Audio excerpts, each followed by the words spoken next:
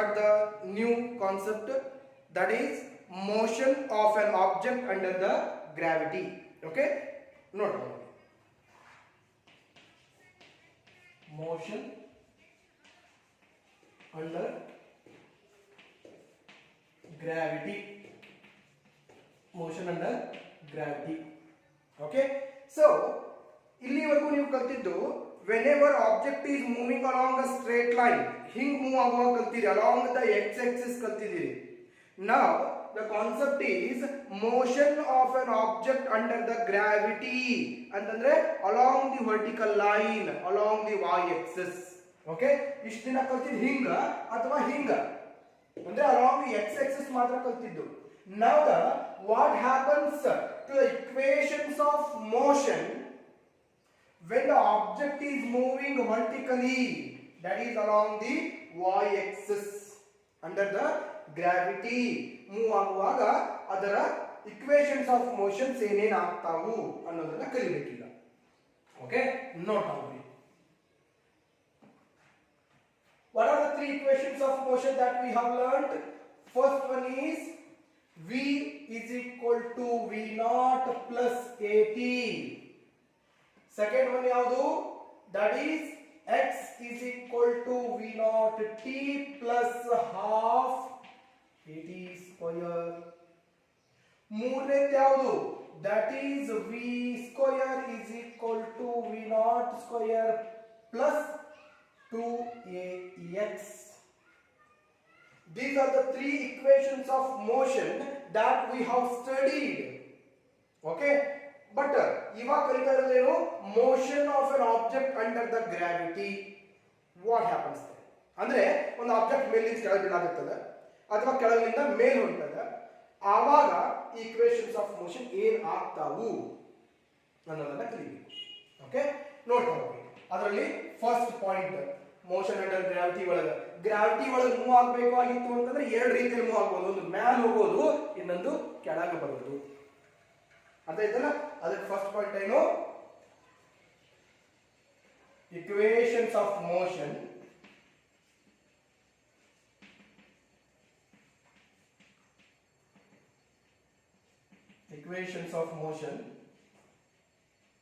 when the object is moving vertically downwards.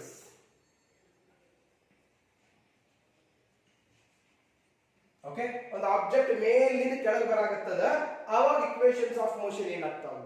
Equations of motion when the object is moving vertically downwards. Okay, note down.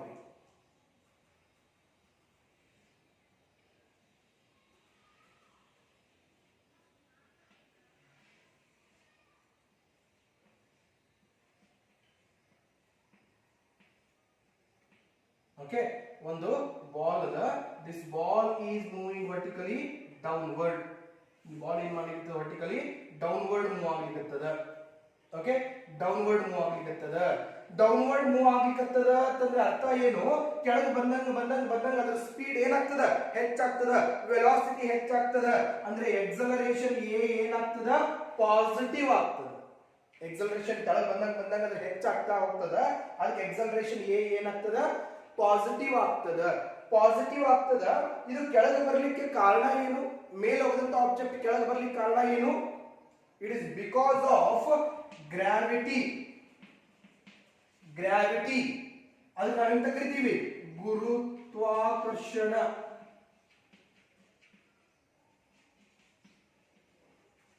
Gravity, ಗುರುತ್ವಾಕರ್ಷಣ ಬಲದಿಂದ ಏನಾಗ್ತದೆ? ಮೇಲಿದ್ದಂತ object ಕೆಳಗೆ ಬರ್ತದೆ. ಅಂದ್ರೆ this acceleration is because of which? That is because of gravity. ಅಂದಮೇಲೆ a is equal to ಏನು ತಗೋತೀರಿ? G ತಗೋತೀರಿ. What is G? G ಅಂದ್ರೆ ಏನು? G represents acceleration due to gravity. ಅದರ ಬೆಲೆ ಎಷ್ಟಿರ್ತದೆ ಗೊತ್ತೇನು? G is equal to 9.8 meter per second square ಇರ್ತದೆ. ಕಲ್ತೀರಿ ನೀವೆಲ್ಲರೂ 9th ಇದ್ದಾಗ. A equal to G ತಿಳಿತಾ? So now put A equal to G in these equations. ಈ equations ಗಳಲ್ಲಿ A equal to G ತುಂಬಿ ಬಿಡೋಣ ಒಂದ್ಸರಿ. ಅವಾಗ ಏನಾಗ್ತದೆ ನೋಡೋಣ. ಈಗ put A equal to G in equation 1, equation 2 and equation 3. ಈ ಮೂರಲ್ಲಿ ತುಂಬಿ ಬಿಡೋದು ಏನಾಗ್ತದ ಅಂತ ನೋಡೋಣ. ಒಂದನೇದ್ರಾಗ ತುಂಬೋದು. V is equal to A ಇದ್ದಲ್ಲಿ G ತುಂಬಬೇಕು. V is equal to V0 plus GT. ಒಂದನೇದು ಬಂತು. ನೆಕ್ಸ್ಟ್ ಎರಡನೇದು ಏನಾಗ್ತದೆ ನೋಡು. X is equal to V0 T plus half A ಇದ್ದಲ್ಲಿ G T ಸ್ಕ್ವೇರ್. ಎರಡೇ ಇಕ್ವೇಶನ್ ಬಂತು. ಮೂರನೇದು ಈಗ V square is equal to V0 square plus 2 A ಇದ್ದಲ್ಲಿ G Gx 2Gx. Okay, these are the equations of motion when the object is moving downward, vertically downward. ಕೆಳಗೆ ಬರಲಾಗತ್ತಿತ್ತು ಅಂತಂದ್ರ ಅವಾಗ equations of motion ಏನ್ ಆಗ್ತಾವು?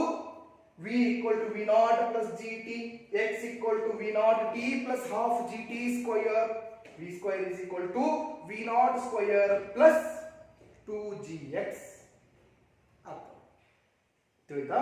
So ಇದೇನಿದು when the object is moving vertically downward ಇದ್ದಾಗ, ಕೆಳಗೆ ಹೊಂಟಾಗ. ತಿಳಿತಾ ಎಲ್ಲರಿಗೂ ಇದು? ಓಕೆ, ಈಗ ಇನ್ನೊಂದು ಪ್ರಶ್ನೆ. when the object is moving vertically upward, ಮೇಲೆ ಹೊಂಟದ ಅವಾಗ ಏನ್ ಮಾಡ್ತೀವಿ? ಓಕೆ, ನೋಡಿ second point. when the object is moving vertically upwards. Okay, vertically ಮೇಲೆ ಹೊಂಟಾಗ ಆಬ್ಜೆಕ್ಟ್. ಈಗ ಮೊದಲ ಇಲ್ಲಿತ್ತು ball,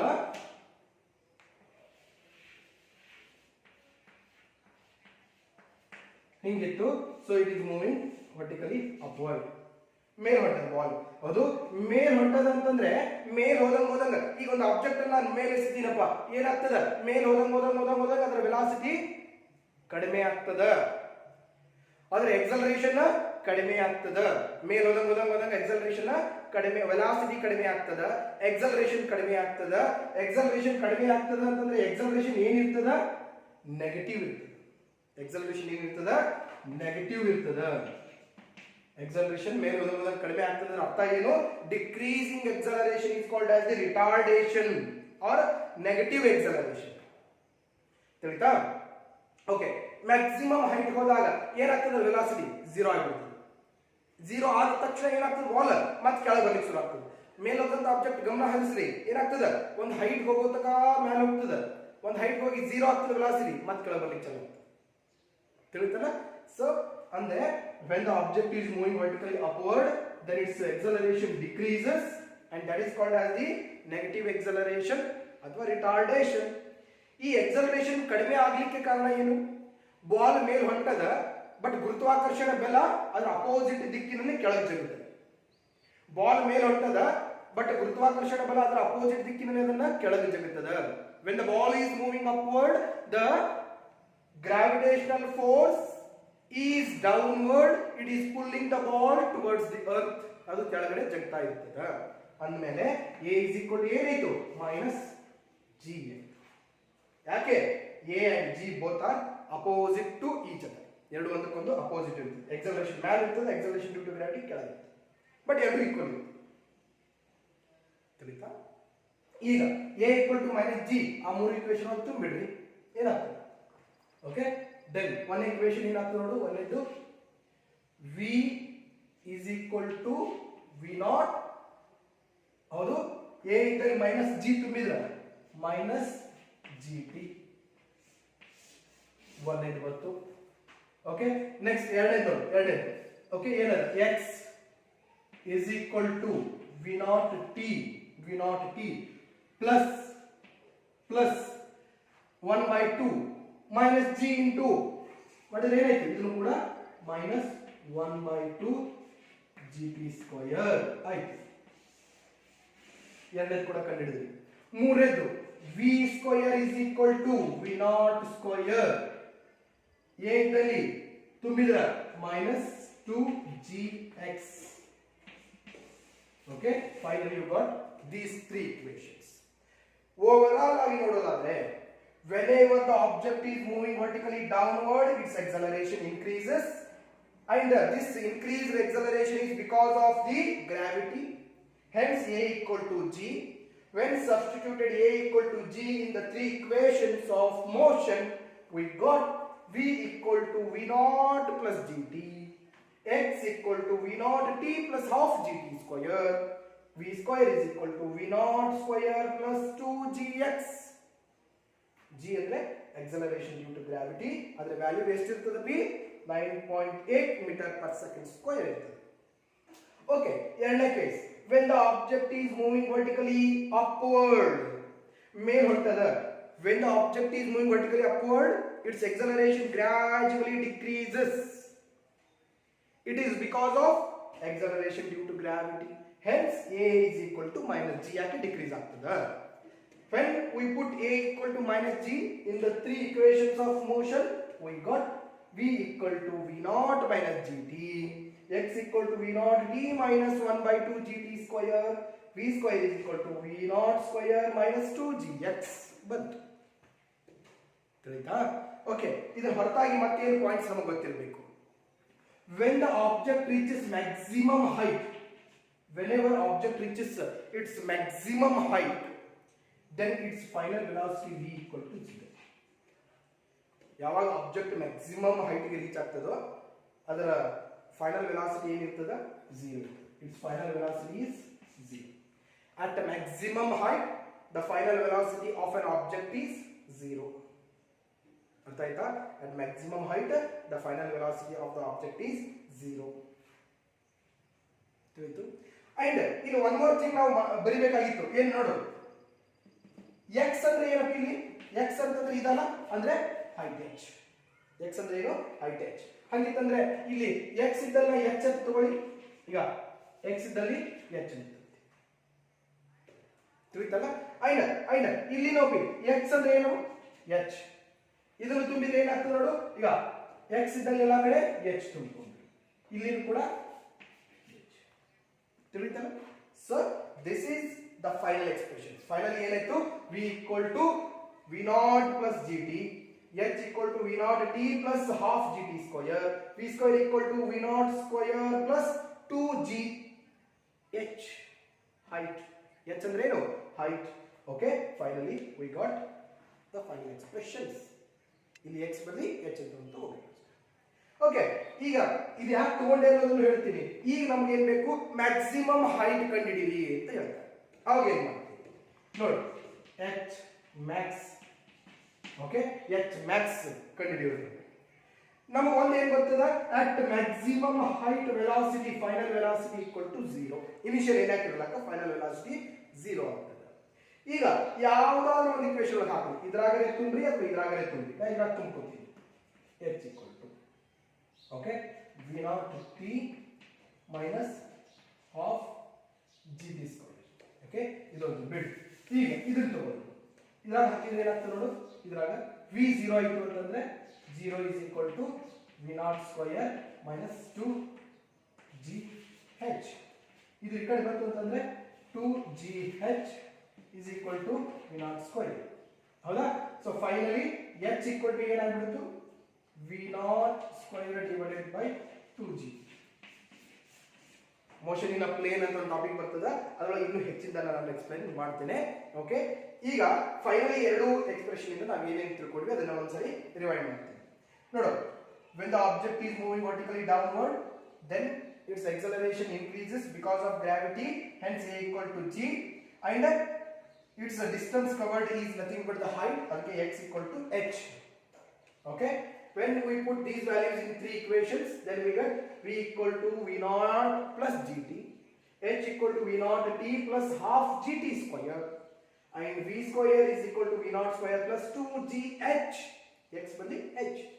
And when the object is moving vertically upward, then its velocity and acceleration decreases because of gravity. Hence a equal to minus g to b3. Then and its distance is nothing but the height. Therefore v equal to v naught minus gt, h equal to v naught t plus half gt square, v square equal to v naught square minus 2gx dgh. Okay, and one more thing, at the maximum height the velocity of an object is 0, final velocity 0. Okay, and the time taken to reach the maximum height is called as the time of ascent.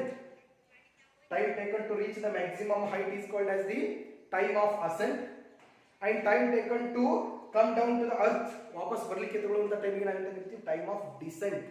Asset ಅಂದ್ರೆ ಹತ್ತೋದು, descent ಅಂತಂದ್ರೆ ಇಳಿಯೋದು. Time of ascent, time of descent ಅಂತ ಕರಿತೀವಿ. ಇವೆಲ್ಲ ನಿಮಗೆ motion in plane topic ಒಳಗೆ ಮತ್ತೆ ನಾವು ರಿಪೀಟ್ ಅನ್ನ ಮಾಡ್ತೀವಿ. ಓಕೆ, ಇದಿಷ್ಟು ಒಂದು ಸರಿ ನೋಡ್ಕೊಳ್ರಿ ಕರೆಕ್ಟ್ ಆಗಿ. If you have any doubts regarding this you can ask.